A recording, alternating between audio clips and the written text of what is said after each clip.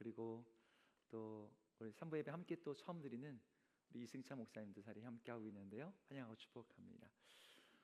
올해 저희 주사랑교회는 매일 성경이라는 큐티책을 가지고 본격적으로 말씀 묵상을 온 교회가 세대를 초월해서 함께 하고자 합니다. 제가 주사랑교회 온 지 3년이 됐는데 사실 저희 청년 요구수와 안에서 제가 큐티를 강조한 적이 단 한 번도 없었습니다. 여러분 묵상하자고 여러분하고 큐티책을 공유한 적도 없었어요. 거기는 나름 몇 가지 이유가 있었습니다. 어설프게 접근하는 큐티가 그냥 하다가 그만두고 그러고 나서 이제 안 좋은 기억만 남는 거죠. 나도 해봤어. 나도 해봤는데 뭐 별거 없었어. 이런 거예요. 근데 여러분들이 정말 말씀 속에서 정말 하나님의 살아계심과 주의 음성을 듣는 것들을 경험하게 되면 여러분의 삶이 달라집니다. 사실 이 중에는 어릴 적부터 큐티를 해오신 분들이 여러분 계실 거예요. 나 어릴 때부터 큐티를 한 5년 이상 해왔다는 분이 계십니까? 아무도 없습니까? 있는데 부끄러워서 저기 손을 못 드는 겁니까? 네. 이런 분들에게는 말씀 묵상이 어렵지 않고 그냥 이렇게 생각이 들 수 있어요. 근데 이분들에게도 함정이 있어요. 너무 익숙해서 하나님의 음성을 못 들어요. 반대로 말씀 묵상이 처음인 분들에게도 함정이 있죠. 뭘 어떻게 해야 되는지, 뭘 해야 되는지, 내가 제대로 하고 있는지 이게 그러니까 막상 하면 어렵지 않은데 막상 앞에서 뭘 해야 될지 모르는 그런 상황들이 있습니다. 여러분들이 받은 큐티 책자의 앞에 한 면을 열어보시면 어떠한 순서로 어떻게 큐티를 하게 되는지, 묵상을 하게 되는지 가이드 페이지가 있어요. 여러분들 그걸 참고하셔서 말씀 묵상을 꼭 매일매일 하셨으면 좋겠습니다. 그런데 오늘 저는 이 말씀 묵상을 깊게 하는 데 있어서 정말 중요한 도구 하나를 여러분께 소개하고 그걸 실습하면서 오늘 말씀을 나누려고 해요. 여러분 말씀 묵상에서 가장 중요한 게 무엇이냐? 관찰력, 그다음에 기도, 그다음에 여러 번 읽기, 여러 가지 얘기할 수 있지만 저는 말씀에서 가장 중요한 것을 이거라고 생각해요. 그건 바로 질문이에요. 질문. 많은 분들이 성경을 읽을 때 아무런 질문 없이 그냥 읽어요. 불경 외우듯이, 책 읽듯이. 여러분 그렇게 읽은 말씀은 나에게 어떠한 답도 해주지 않죠. 왜요? 질문이 없으니까. 여러분 우리가 인격적인 기도가 뭔지 배웠었죠. 인격적인 기도는 어떤 기도였죠? 하나님과 의사소통이 되는 기도입니다. 의사소통이 되는 기도는 뭐가 중요하다고 그랬어요? 내가 일방적으로 하나님께 토해놓는 기도가 아니라 하나님께 질문하는 기도. 하나님 내가 어떻게 살아야겠습니까? 오늘 나에게 말씀하시는 주님의 음성이 무엇입니까? 주님의 뜻이 무엇입니까? 이 질문이 있어야지 주님의 응답이 있거든요. 근데 질문 없이 그냥 내 소원만 얘기할 때 그 기도는 굉장히 기복적인 기도가 되어버리는 거죠. 여러분 말씀도 똑같은 방식이 될 수 있습니다. 그리고 여러분들이 묵상을 할 때 뭘 하셔야 되냐면 질문을 해야 돼요. 그럼 어떤 질문을 해야 될까요? 우리 보통 사회에서 OW1H 이거 아실 겁니다. 누가, 언제, 어디서, 무엇을, 왜, 그리고 어떻게. 질문할 때 여러분 이런 질문들을 사용해서 우리는 그 본문 안에 담겨져 있는 여러 가지 사실들을 깊이 정확하게 객관적으로 정보를 쌓아놓죠. 그런데 이 말씀 묵상에서 더 중요한 질문이 있어요. 여러분들이 이제 앞으로 매일 성경에서 항상 매일 성경을 펴시면 오른쪽에 본문, 왼쪽에는 그 본문에 대한 가이드 설명이 나오는데 사실은 가이드 설명을 넘어서 질문에 대한 답이에요. 매일 성경에 나오는 두 가지 질문. 첫 번째, 하나님은 누구신가입니다. 오늘 설교 제목도 하나님이 누구신가요? 그리고 두 번째, 나에게 주시는 교훈은 무엇인가입니다. 여러분들이 이 질문을 가지고 여러분 본문을 대할 때 이게 굉장히 쉽고 간단하고 뻔한 질문 같지만 여러분 아주 놀랍고 깊고 정말 우리의 삶을 바꾸는 그런 하나님의 대답을 얻게 만들어요. 정말 하나님의 음성을 듣게 되는 거죠. 그래서 오늘 여러분들이 이 질문을 하는 것을 함께 말씀 속에서 한번 배우고 한번 적용해 봤으면 좋겠습니다. 자, 오늘 우리가 읽은 본문이 어디에 있는 본문입니까? 성경 중에 어떤 성경이에요? 응? 무슨 성경이에요? 창세기입니다. 성경의 첫 번째 책이죠. 근데 여러분, 성경의 첫 번째 책 창세기가 여러분 왜 쓰였는지 아세요? 여러분, 창세기의 저자가 누굽니까? 창세기의 저자는 모세로 알려졌습니다. 그래서 창세기, 출애굽기, 레위기, 민수기, 신명기, 우리 구약 성경의 맨 앞에 5권을 모세오경이라고 부르죠. 그럼 여기 질문이에요. 모세가 창세기를 왜 썼을까요? 많은 분들이 창세기를 읽을 때 이 세상의 기원을 알고 싶어요. 그런데 모세가 이 세상의 기원을 설명하려고 창세기를 썼을까요? 이 세상이 언제 어떻게 시작된지를 규명하려고 창세기를 쓴 걸까요? 아닙니다. 모세가 창세기를 쓸 때 세상의 기원과 어떤 시작을 설명하고자 하는, 그걸 알려주고자 하는 의도는 별로 없어요. 만약 창세기가 그런 의도로 쓰여졌다면 우주의 기원과 지구의 시작을 알려주는 그런 과학책으로 읽게 돼버리죠. 그러면 저자의 의도를 완전히 오해하게 됩니다. 하나님도 그걸 알려주려고 그걸 시작한 게 아니에요. 우리가 쓰는 평상시에 친구들하고 하는 대화 중에, 여러분들 쓸지 모르겠지만 저는 제 친구들이랑 이런 대화를 합니다. 야, 예능을 다큐로 봤지 마. 장르를 오해하고 있는 거예요. 반대로 창세기를 과학으로 읽는 사람이 있는가 하면은 창세기를 문학으로만 읽는 사람도 있어요. 그러니까 예를 들면 많은 민족들이 가지고 있는 창조 신화 같은 것으로 창세기를 읽는 거죠. 창세기를 읽던 최초의 청중들, 출애굽을 해서 가나안 땅에 들어가고자 했던 이스라엘 백성들이 궁금했던 건 세상의 기원이 아니었어요. 우주에 대한 문학적 표현도 아니었고 철학과 과학도 아니었어요. 창세기가 말하려는 건 창세기의 첫 번째 문장에 드러납니다. 여러분, 첫 번째 문장이 뭘까요? 자료 화면은 없습니다. 뭘까요? 창세기 1장 1절. 우리 대단합니다. 태초에 하나님이 천지를 창조하시니라. 여러분, 창세기의 첫 번째 문장은 세상이 어떻게 만들어졌는지에 대한 세상의 주어가 아닙니다. 주어가 뭐예요? 하나님이에요. 창세기 1장에서만 하나님이라는 단어가 35번이 나와요. 창세기만이 아니라 성경 전체의 주어가 하나님이죠. 창세기가 쓰여진 목적, 성경 전체가 쓰여진 목적이 동일합니다. 하나님이 누구신지를 말하기 위해서요. 그래서 우리는 이 질문을 가지고 모든 성경 앞에 같은 질문을 던지는 거예요. 하나님은 어떤 분이시지? 이스라엘 백성들이 창세기 처음 받을 때 그들의 질문이 그거였어요.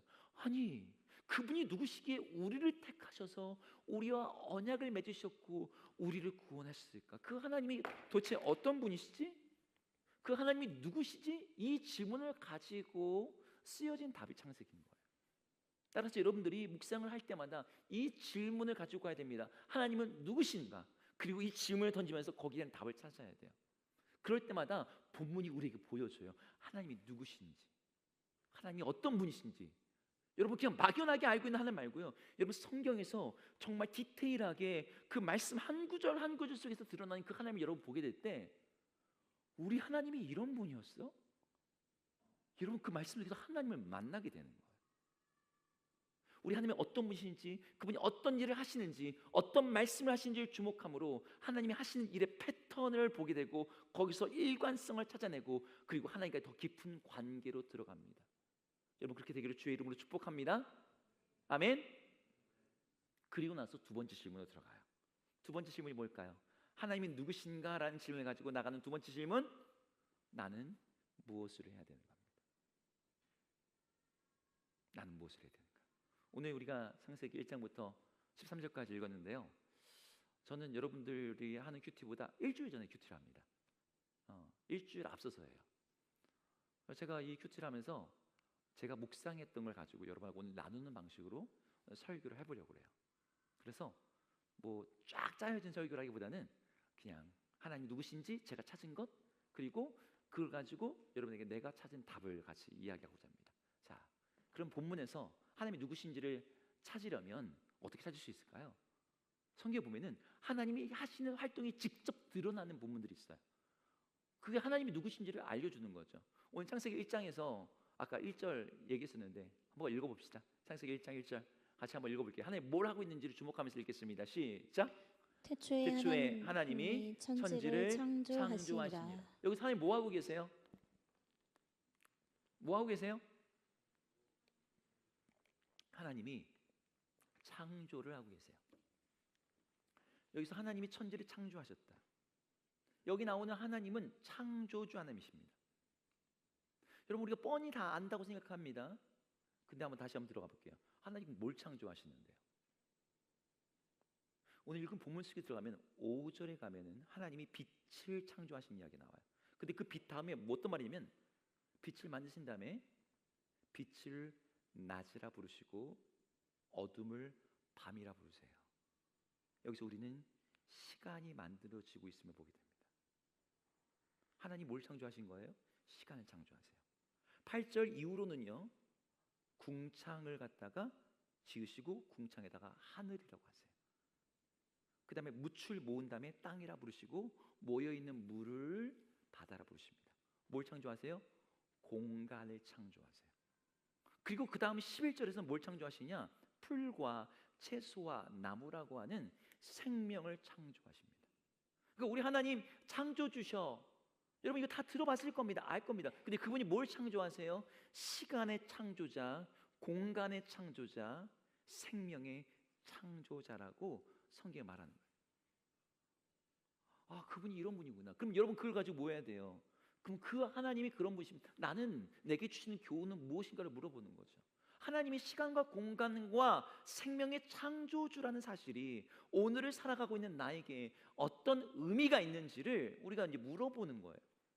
하나님이 누구신가라는 질문에 대한 답은요, 반드시 나의 상황, 나의 세계, 나라고 하는 존재를 해석하는 틀로서 작용해요. 그분이 나를 갖다 만드신 분이니까. 자, 그럼 하나님이 시간의 창조주라는 걸 가지고 한번 적용해 봅시다. 여러분, 시간의 창조주라는 건, 여러분, 창조한 사람은 항상 주인입니다. 창조주는 곧 그것을 주인이라는 뜻을 갖고 있어요. 그 시간을 창조하셨다는 건 시간의 주인이라는 거죠. 여러분, 이것이 나에게 갖는 의미가 뭘까? 제가 묵상한 겁니다. 나의 상황 속에 흘러가는 시간이 그냥 우연히 똑같이 물리적인, 객관적인 어떤 절대 기준값으로 흘러가는 시간이 아니죠. 우리가 물리학에서도 일반 상승 이론에서 시간은 절대값이 아니라는 걸 현대 물리학이 밝혀냈잖아요. 근데 시간의 주인이신 하나님의 뜻 안에서 나의 시간들이 흘러가고 있구나. 오늘 하루도, 이번 한 주도, 그리고 이제 시작되는 2026년이라는 시간도 시간의 주인이신 하나님의 손 안에 있습니다. 여러분, 여러분의 시간이 여러분의 것이라고 오해하면 안 돼요. 여러분에게 얼마의 시간이 남아져 있는지 모릅니다.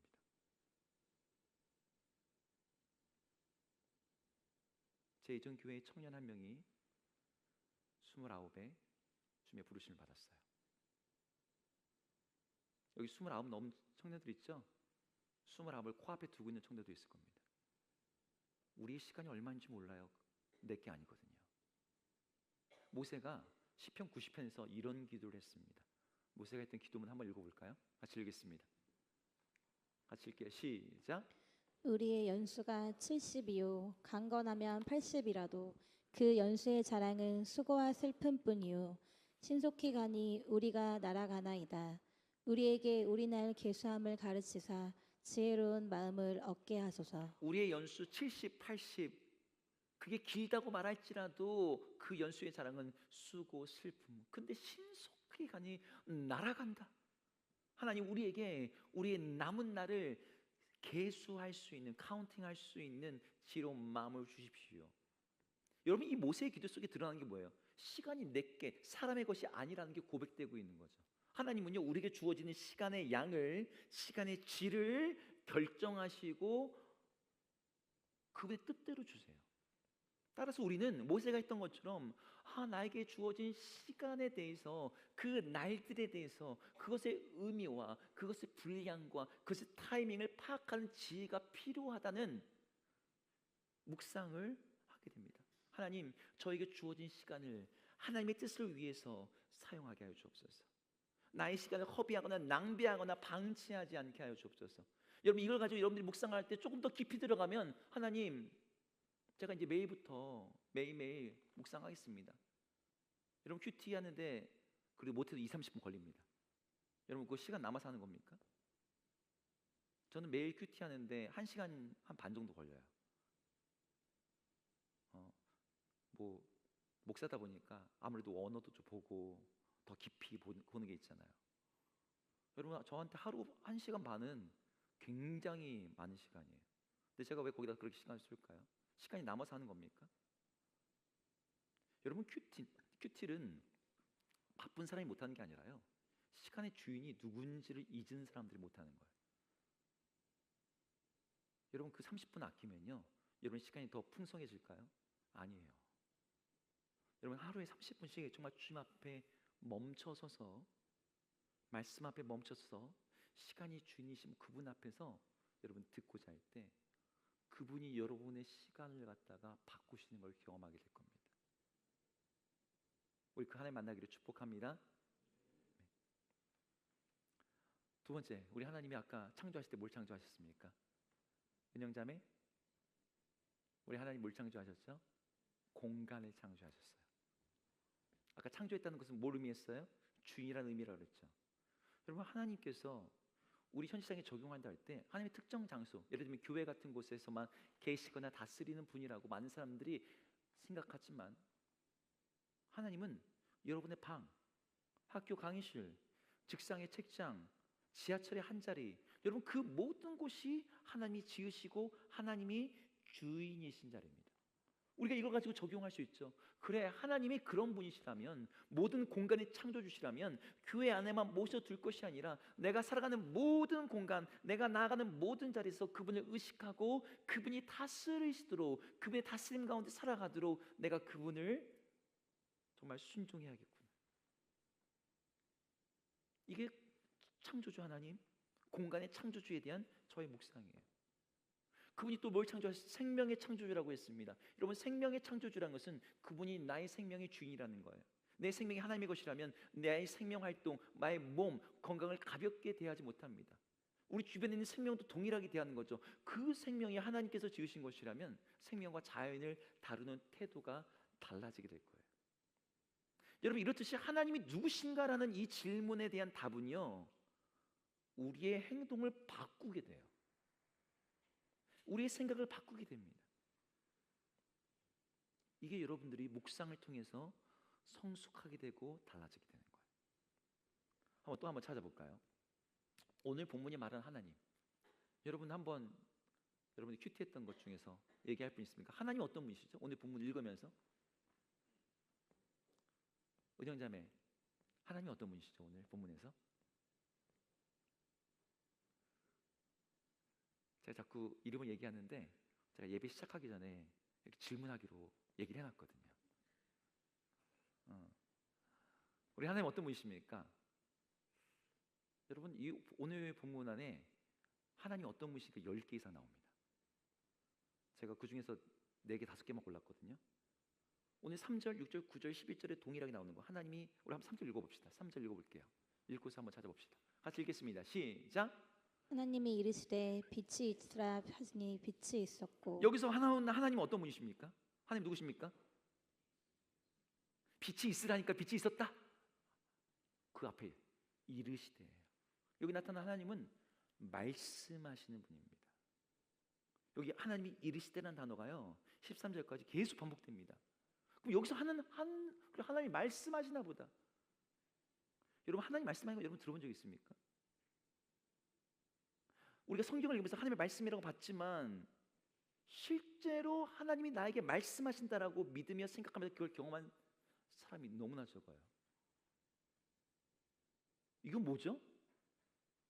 하나님이 누구신가라는 것에 대한 여러분들이 답을 찾는 데 있어서 그게 진짜 여러분들이 말씀 속에서 찾아낸 여러분의 답이 아닌 거예요. 그냥 외부에 누가 말해주는 답이지. 근데 내가 우리 하나님 말씀하시는 분이었네. 여러분, 그걸 찾아내면 내가 그분의 음성을 듣고자 하고 기대하게 돼요. 근데 여기 나오는 하나님의 말씀은요, 우리가 보통 생각하는 의사소통 차원의 말씀이 아닙니다. 하나님이 이르시되 빛이 있으라 하시니 빛. 여기는요, 인격적 소통의 대상이 없어요. 그럼에도 불구하고 말씀하고 계세요. 아직 사람이 없고 들을 귀도 없고 반응할 존재가 없는데도 불구하고 말씀하고 있습니다. 이게 우리에게 알려주는 건 뭡니까? 하나님의 말씀은 어떤 특징이 있어요? 정보를 전달하기 위한 도구가 아니라 현실을 만들어내는 힘이 있다는 것. 우리는 방금 이 구절을 보게 됩니다. 하나님이 설명하지 않고요, 토론하지 않고 설득하지 않습니다. 그냥 선포하시고 선언하세요. 그리고 그 말씀하고 난 다음에는요, 그 말씀되는 순간에 그것이 일어납니다. 이게 성경에서 계속해서 반복하는 거예요. 여러분 성경 뒤에 보면은 제가 인용 안 했지만 말씀하시니 뭐했다? 그대로 되니라. 이 말이 반복되고 있습니다. 빛이 있으라 했더니 빛이 있었어요. 궁창 위에 물과 아래의 물로 나뉘라 했더니 그대로 되니라. 땅에 식물 내라니까 그대로 되니라. 우리 하나님이 말씀하시는 하나님이야. 근데 그 말씀이 어떤 특징을 갖고 있어요? 그대로 되는 특징을 갖고 있다는 거예요. 우리가 묵상하면서 우리 하나님 이런 분이구나. 그분은 말씀하시는 분인데 그분의 말씀은 그대로 되는 거야. 여러분 말하면 여러분 그대로 됩니까? 제가 옛날에 좋아했던 노래 중에 말하는 대로 무슨 노래가 있었는데 안 되죠.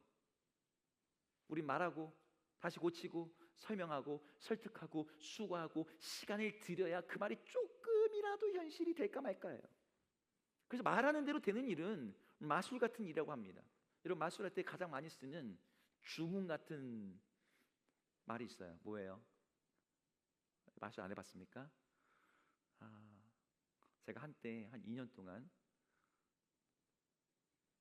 초등학교에서 방과후학교 마술 강사를 한 적이 있습니다.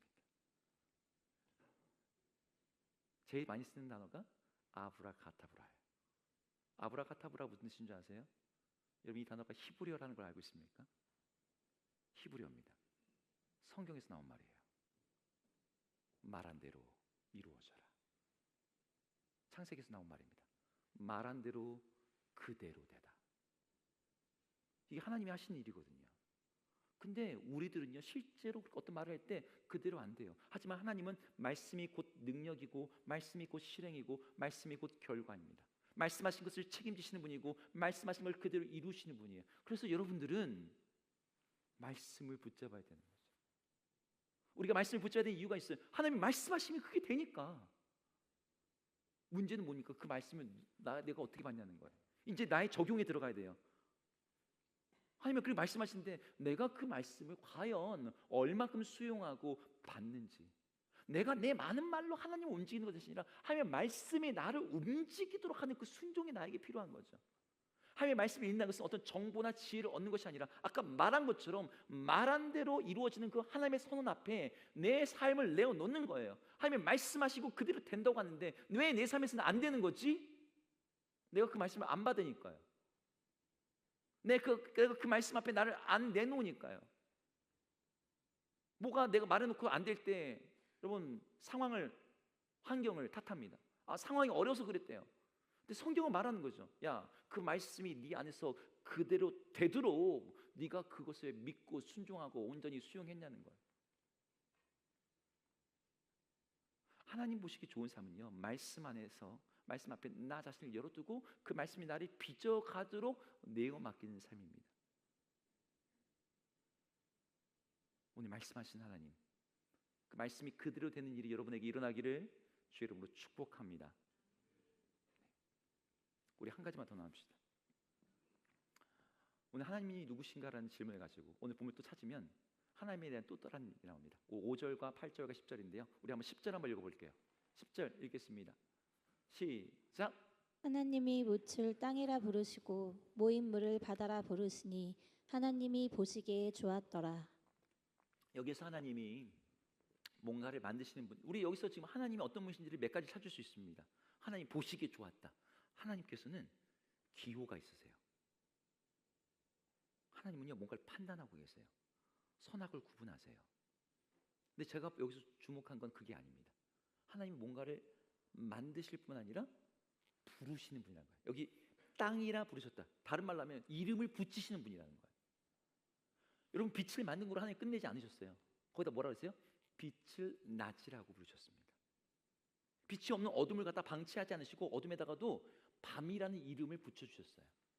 그냥 궁창 있는 걸 갖다가 궁창 이렇게 하지 않고 하늘이 되고 묻힌 땅이 되고 모인 물은 바다라고 이름을 붙여줬어요. 이게 하나님이 하신 일이에요.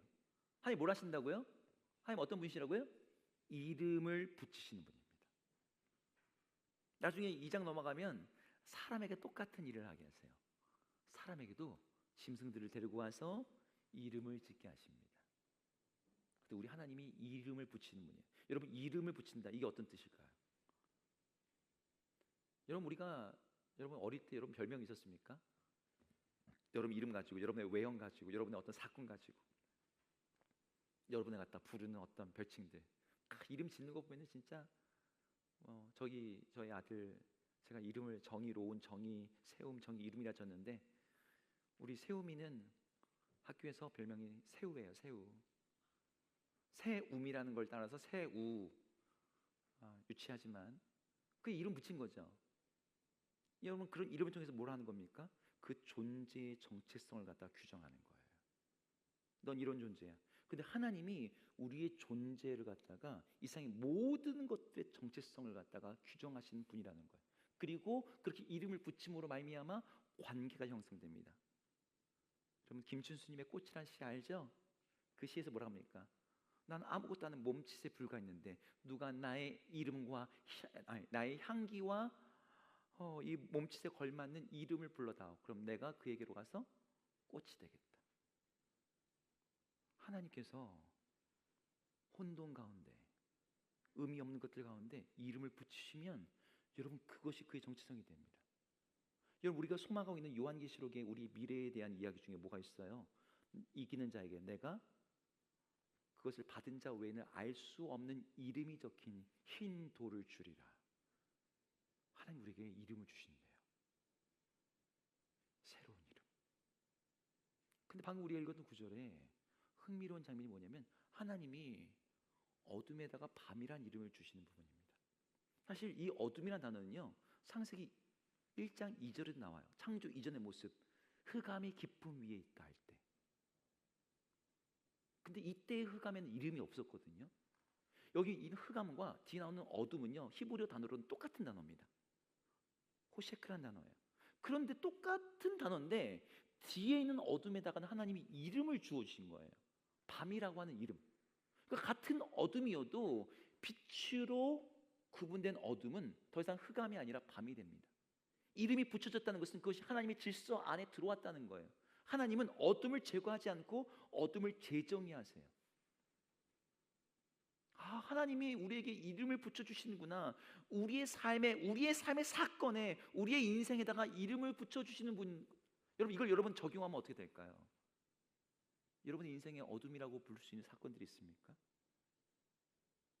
나의 인생에 정말 이건 아니었어, 지워버리고 싶은 흑역사. 근데 그게 하나님이 이름을 지어주시면 다른 사건이 돼요. 우리는 그냥 어둠이라 생각했는데, 그래서 내 인생을 정말 힘들게 한 순간이라 했는데 그건 어둠이 아니야, 밤이야. 그럼 밤은 어떻습니까? 우리를 쉬게 하고, 우리를 안식하게 하고, 우리로 아침을 기다리게 합니다. 그러니까 하나님 만나기 전에 우리 삶에 있는 어둠은 설명하기 어려워요. 하지만 하나님 만나고 난 다음에 그분이 예수 그리스도라는 빛을 통해서 우리 가운데 부여하시는 새로운 의미들이 우리 삶에 많은 것들이 다른 이름을 붙여주는 거죠. 여전히 어두울 수 있지만 그것이 흑암이 아니라 밤이 되는 거예요. 제가 이 본문의 말씀을 묵상하면서 적용한 겁니다. 밤을 빛이 없는 두려움의 시간이 아니라 하나님이 나의 쉼을 위해서 준비하시고 디자인하신 그런 시간이구나. 말씀을 정리해 볼게요. 여러분, 우리가 말씀을 묵상한다는 건요, 그냥 말씀을 읽는 것, 말씀을 정보로 대하는 게 아닙니다. 말씀 속에서 하나님이 누구신지를 발견하고 그 하나님에 따라서 그 하나님의 백성으로서 그분의 말씀과 약속을 내가 온전히 수용함으로 말미암아 다르게 살아가는 거예요. 여러분, 묵상이란 단어가 히브리어로 이제 하가라는 단어인데요, 이게 어떤 용례로 쓰이냐면, 사자가 사냥한 짐승의 뼈를 발톱으로 움켜잡고 이렇게 핥아먹고 갉아먹는 걸 묵상이란 단어의 원어입니다. 그러니까 말씀 묵상은 뭘 하느냐, 말씀을 그렇게 먹는다는 거예요. 마치 뼈를 씹어 먹듯이. 이런 말씀을 그냥 여러분 어떻게 합니까? 여러분 말씀을 먹어야 돼요. 말씀을 온전히 수용해서 말씀의 생명이 내 안에 들어오고 그것이 나의 세포를 이루고 나의 존재를 이루도록 그 말씀이 나의 생각을 흔들고 나의 판단을 바꾸고 내 선택의 기준이 되도록 나의 중심이 들어오게 만드는 것, 그게 묵상이에요. 말씀이 말한 그대로 되도록 여러분들이 그 말씀 앞에 자신을 맡길 때 여러분 이 말씀이 힘과 능력이 있고 생명이 있다는 걸 여러분들이 경험하게 됩니다. 제가 오늘 샘플로 몇 가지만 했지만 여러분들 이번 주간 매일 성경 묵상하시면서 질문하세요. 하나님이 누구시지? 여러분 그렇게 하나님이 누구신지를 발견하고 그분에 더 깊이 알아감으로 주님의 음성을 듣고 하나님의 인도하심을 받고 여러분의 삶을 그 말씀으로 새롭게 그대로 되게 하시는 그 주님을 경험하는 우리 모든 청년 여호수아 되기를 주 여러분 축복합니다.